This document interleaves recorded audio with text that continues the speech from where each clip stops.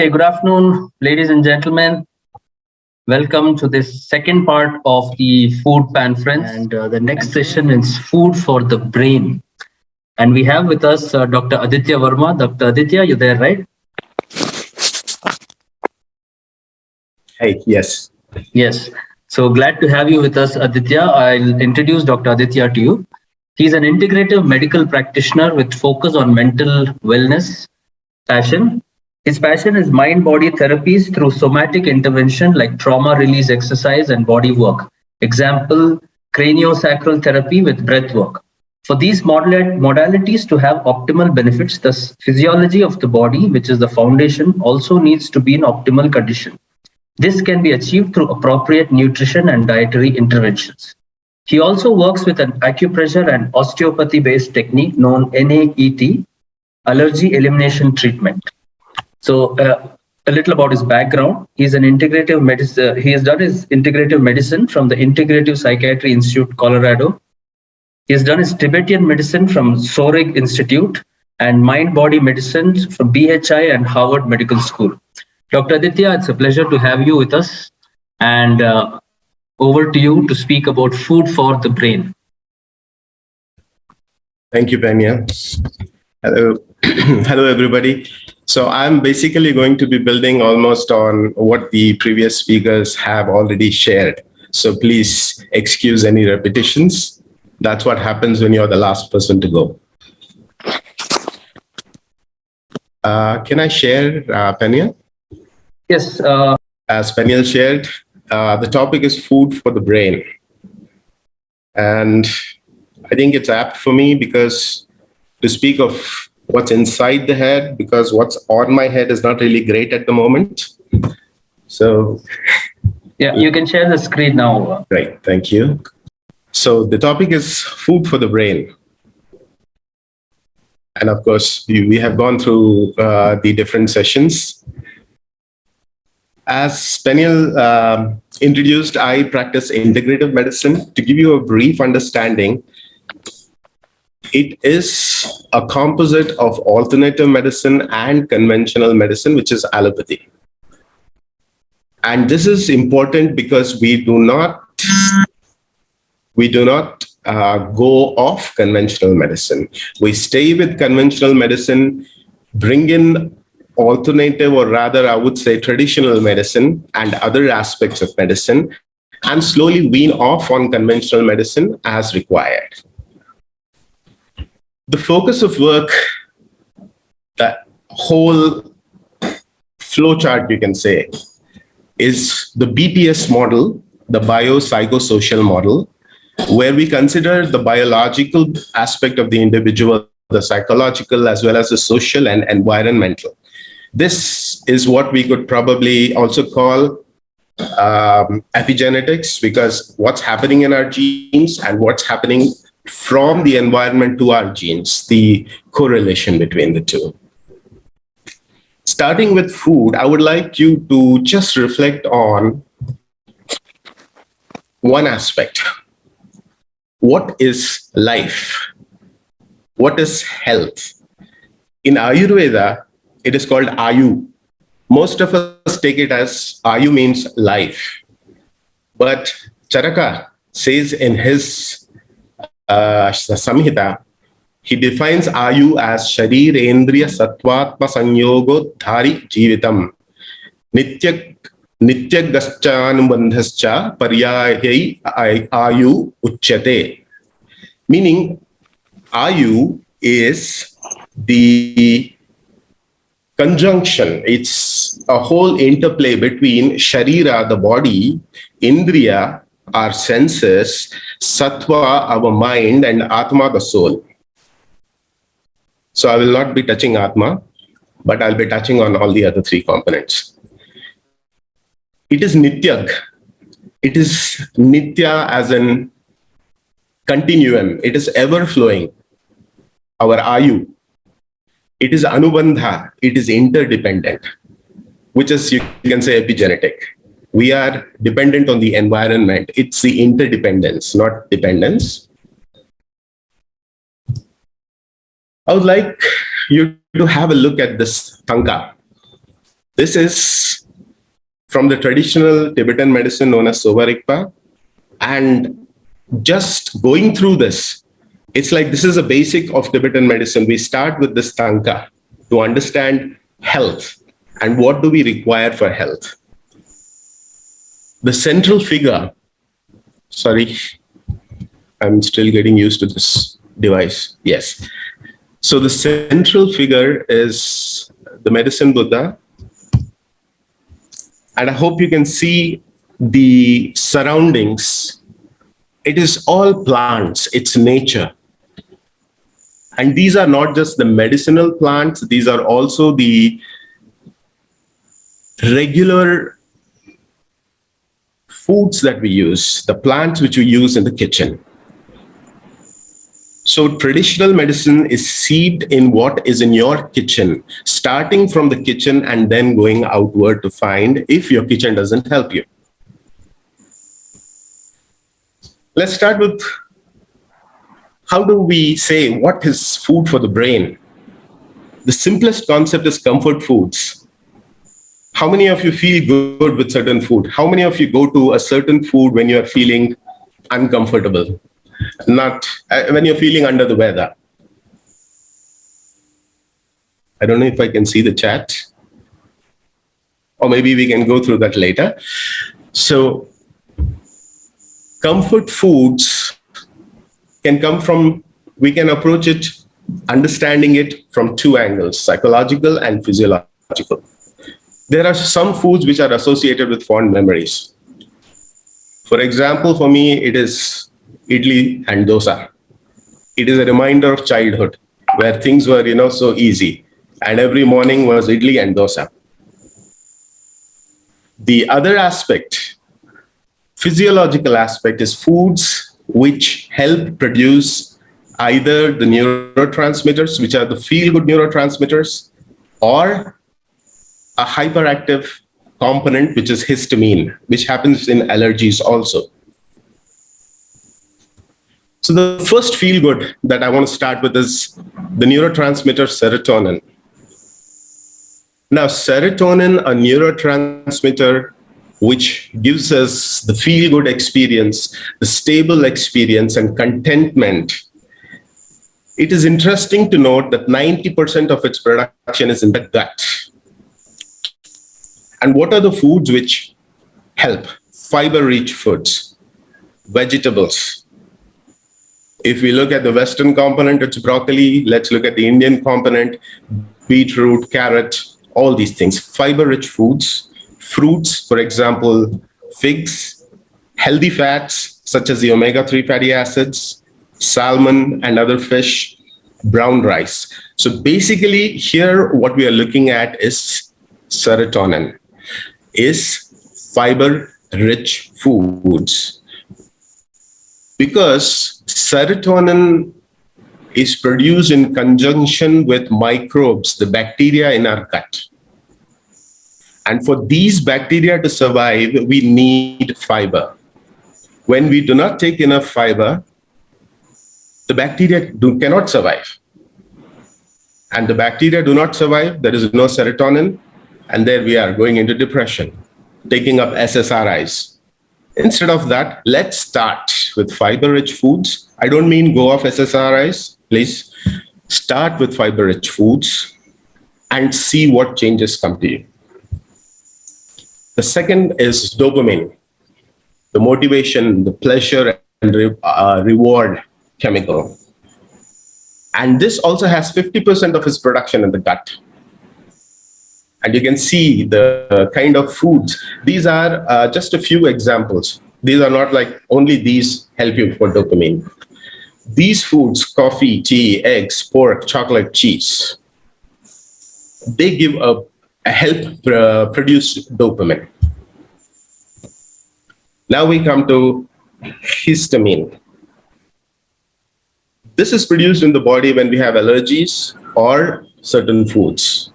The action of this is mimics ADHD, which is the attention deficit hyperactive disorder, or OCD, the obsessive compulsive disorder. And it gives a tendency to addiction. The foods which are mentioned down here, tofu, soy sauce, cheese, mushroom, chocolate, sauerkraut. I'm not saying these are bad foods. These foods in excess, point one. Point two, if our body physiology is not able to digest this, if there is a deficit in my gut, in my immune system, and I guess here is where we have an answer to one of the questions from the previous talk, leftovers in the fridge. Bacteria develop, as Apeksha had shared. Bacteria develop and that produces excess histamine. Two studies I would like to quote here.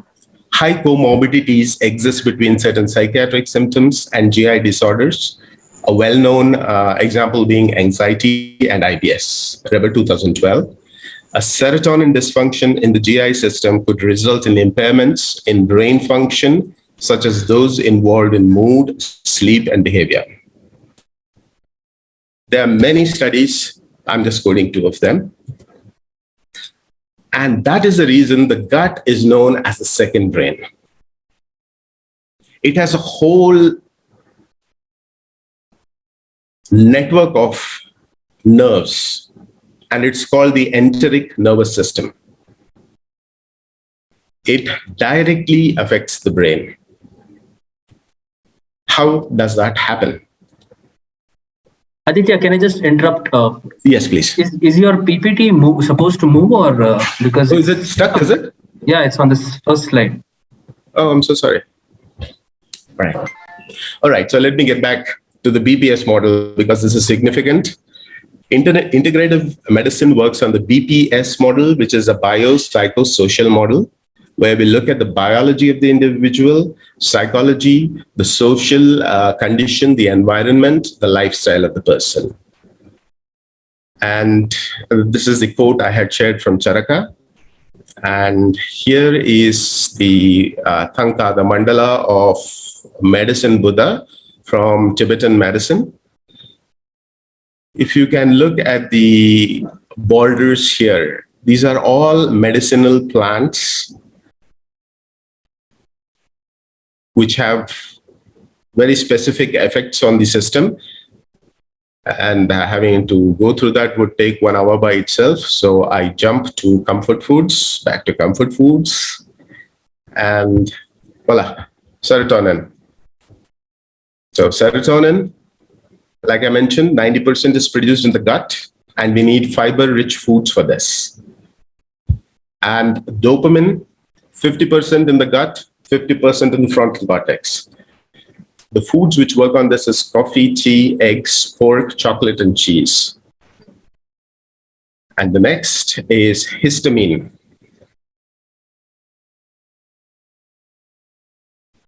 Now, these are the two studies I had mentioned. Now we get to the gut-brain connection.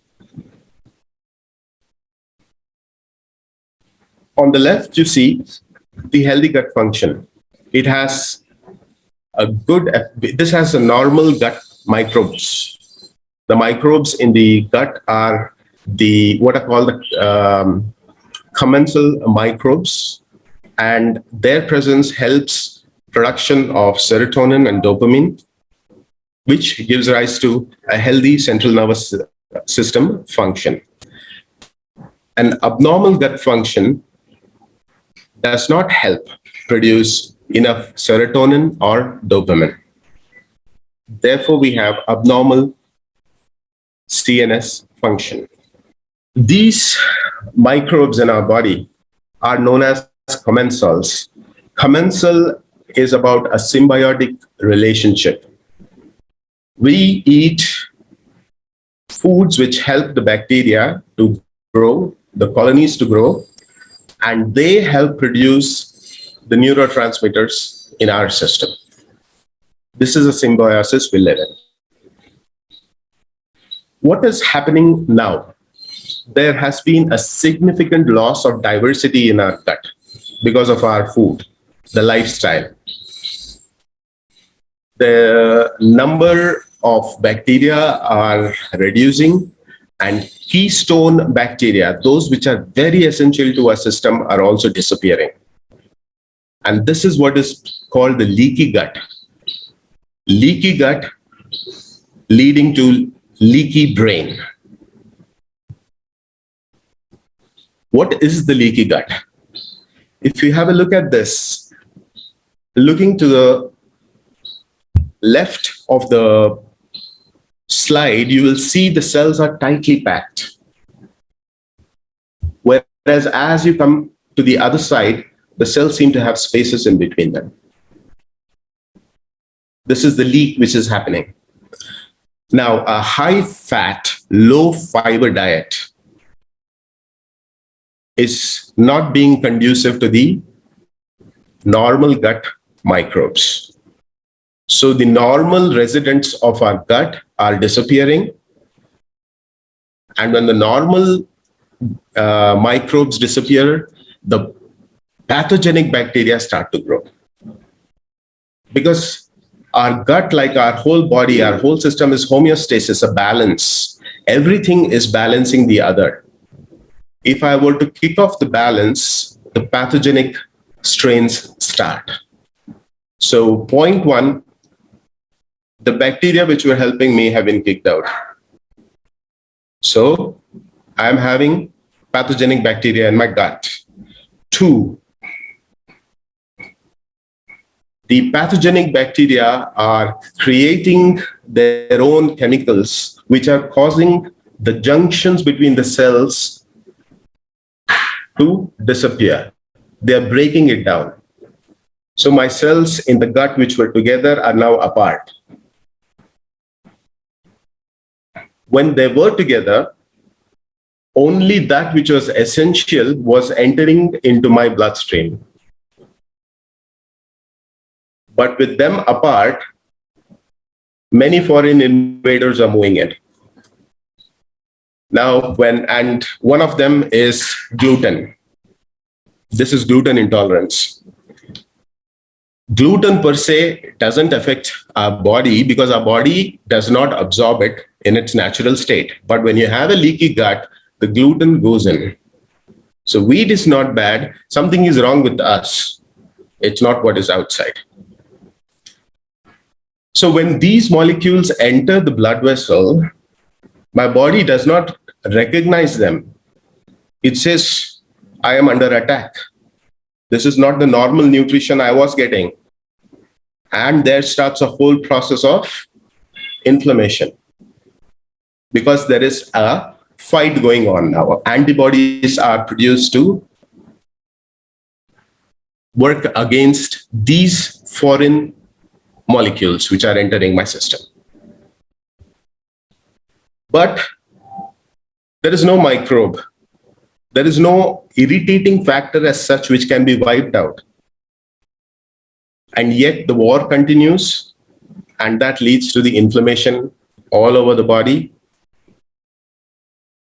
and also starts to manifest in the brain because the junctions that we have in the gut are similar to the blood-brain barrier in the brain. So whatever is leaking into my gut, through my gut into my blood system, is now moving into my brain also, because the protection, the defense is gone. So what do we do about this? The first thing is to recognize what is off balance. It may be a food allergy, food intolerance. It may be a deficit or a disorder in my liver function. It could be so many factors. So first thing to recognize is what is off balance. Once I know it, you can do this through, of course, your regular blood tests, check your inflammation levels, etc., plus food sensitivity test, allergy test, and remove them, reduce exposure to these, which are affecting our microbiome. The next step is to repair. Once I have removed the offensive, I start to repair. calm, nourish, and soothe the gut. Once it is calm, once it's soothed, I can replace what has been lost. I started with fiber and digestive enzymes, which are known, the fiber are known as probiotics. Prebiotics, I'm sorry, I got this wrong. And then I repopulate it with probiotics. And concurrently work on restoring the spirit, which is the stress or mood management.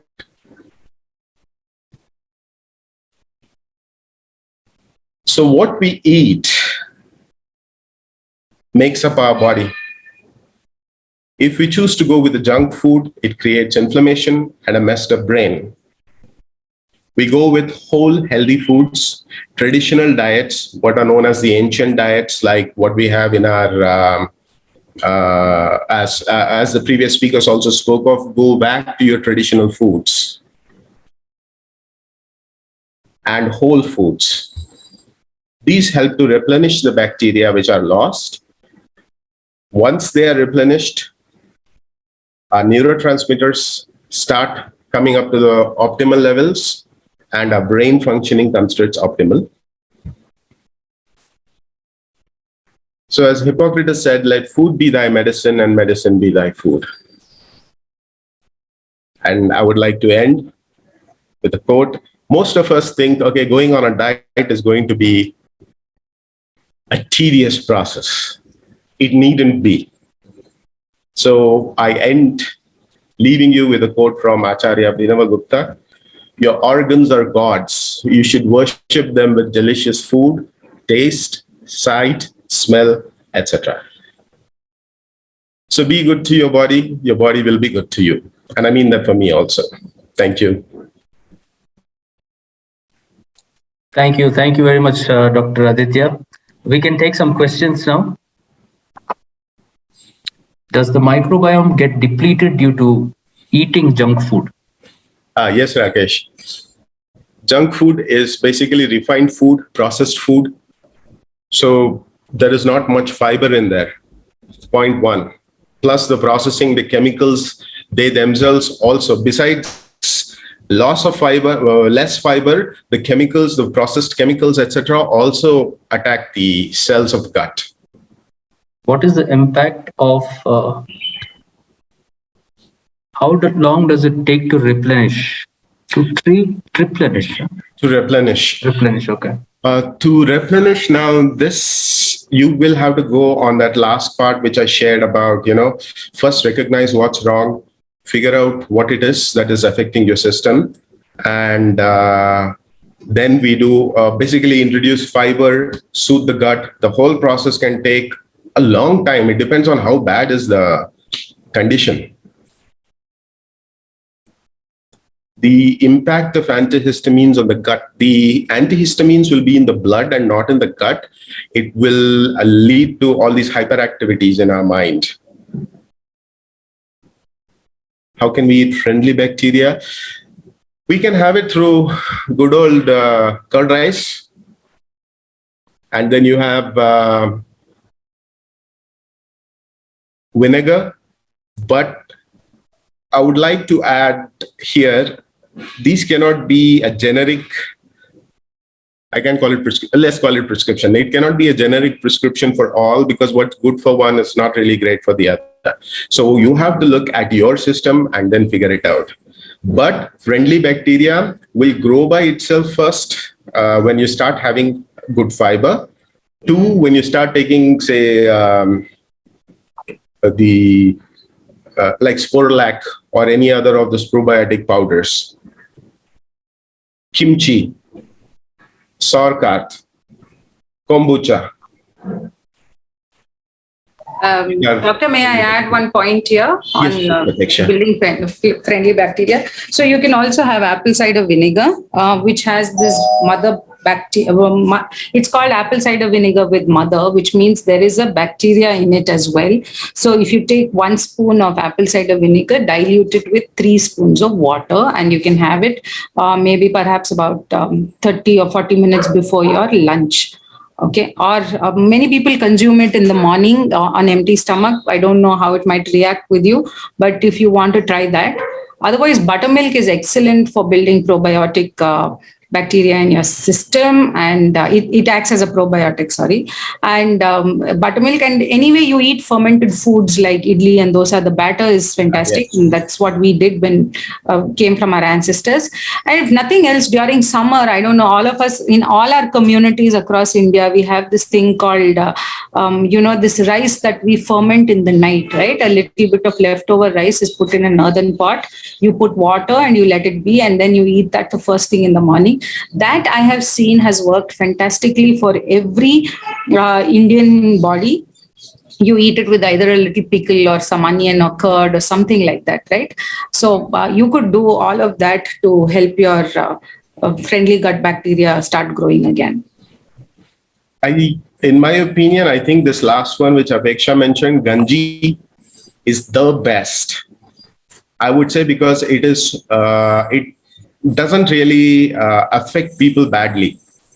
True. As for ACV, apple cider vinegar, some people may react to it. It gives them acidity, and it can also be a cause of histamine production in our body. So everyone has to test it. It's like when you are applying something new onto your body or taking a medicine, you always take a small shot to check your allergy. First, check. Do not jump directly into anything. First thing, of course, meet a therapist.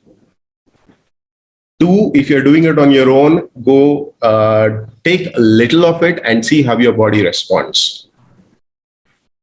That's why when I mentioned vinegar, I just gave the caveat, take care. It can create histamine in your system. As for the stomach acid killing them, that is why it is good to take these prebiotics. It's good to do this. First, have something like fiber, like isabgol, before your food. And along with you, at the end of our food, if you know South Indian food, at least everybody knows, it ends with curd rice, because the curd is the source of the bacteria. So when you have fiber first, the fiber goes into your system, the fiber cleanses your gut, the fiber remains as a substrate onto which the healthy bacteria come, attach, and grow their colonies. So the stomach acid wouldn't kill it because you will be taking at the end of your meal. It's already busy digesting the other foods. Consuming fermented foods, overuse, etc. Yes, pretty much. First, we have to look into each person's physiology, your system, how it is, and then we can say something for sure. These are very generic thoughts. One thing everybody can do is a mono diet. For 3 days, go on a mono diet of having only one food, one fruit, which is apple. Eat apples through the day. For 3 days, you would have cleansed your colon. You would have given your colon enough fiber for the good bacteria to come in. 3, there is a component of it called pectin, which helps the gut function, enhances the gut function. So do this for 3 days and then start with all your other things, ACV, etc., apple cider vinegar, etc. Anu, you have a question? Hi. Maybe you can, please go ahead. Hello, hi Aditya. The presentation was very, very interesting. Thank you. Actually, I'm watching this presentation with my 12-year-old daughter, which I thought will have a really good effect. I think it's very important to develop the right eating habits. I think the motivation here was, in fact, the hair and skin, because for all the teenagers, that is actually the thing now. Instead of taking tablets, it can be replenished by the food, but I think the food for brain actually answers all the questions. I think that is in turn, I think it's more important aspect we realized. And I think even my 12-year-old daughter, she realized the one thing it is very hard for. I mean, I'm not living in the UK. I mean, living in India. I'm living in UK. So it is quite hard to avoid processed food.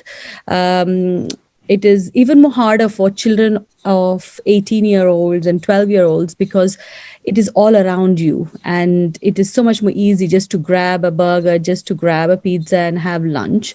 So is there something, I know I'm not saying that they should do that, they should avoid doing that as much as possible. Is there something which we can do as an Indian household to cleanse? And I think you said 3 days apple therapy, and it's quite hard for me to convince my children to do that.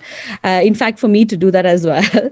But is there something which is easier and doesn't sound challenging to do, something which is found in our kitchen, which we can do on a weekly basis, put it in our routine, put it in our daily or a weekly routine, which becomes a habit or a second life in a way? That's a big question, Anu. Especially with the kids, it's very difficult. The lifestyle is very different now, and especially when they are 12 and teens. Peer pressure, lifestyle, it's going to be difficult. So if you remember, in childhood, our parents would give us once a month a spoonful of castor oil. Yes. Right? I used to hate it. Yes. Those used to be terrible days. I think we can work on something like that. Another thing I can share with you is Shahi Jeera, the black jeera. Yes. What you can do is you can start for everybody a process of taking early morning, that is on your empty stomach, take 1 jeera, day 1, day 2, 2 jeeras, swallow it. So go from 1 to 40 and then go back to 1. So you're basically doing 80 days of cleansing. Right. Yes, that is very interesting, and it's doable. Definitely doable. Yeah. Please try that. Yes. Thank you so much. And also add ghee in your diet. Most of us shy away from fats, but when you say it is a good fat, again, it doesn't mean that I take a tablespoon. I take 1/4 teaspoon. Yes. Right? I think that is a very, very doable one, because my daughter is already smiling. She said, yes, let's do that. So super. Yeah. Great. Thank you so much. Thank you, Anu. Aditya, would you like to take another question from the chat box? We'll have one last question. Okay. There are a couple of questions and few hands raised. So, all right. One else. When do you take Isabgol? Take Isabgol. Please remember to take the non-refined one. If you get anything in a plastic bottle these days, mostly I'm using plastic bottle because those are the more commercial products. There is one disclaimer. I do not have any commercial affiliation with any of these. So there is the Sidhpur Mills Isabgol, which comes in a carton. Yeah, a carton, I think, a cardboard box. That is a good one to take. Take 1 tablespoon with water. Take it before your meal. Take 15 minutes before your meal. Dinner. Akshay, does workout or yoga help with good food for better CNS? How much it should be considered healthy? Workout and yoga is good. It's got its own benefit. This will go more. When you do workout, especially yoga, you're moving your gut. For most, our gut, our abdomen remains quite stationary. So when we do yoga, there is more movement in the gut, there is more circulation, and the gut health is enhanced, definitely. okay, great. Thank you. Thank you, Dr. Aditya. Thank you very much. It was very informative. We learned a lot of things.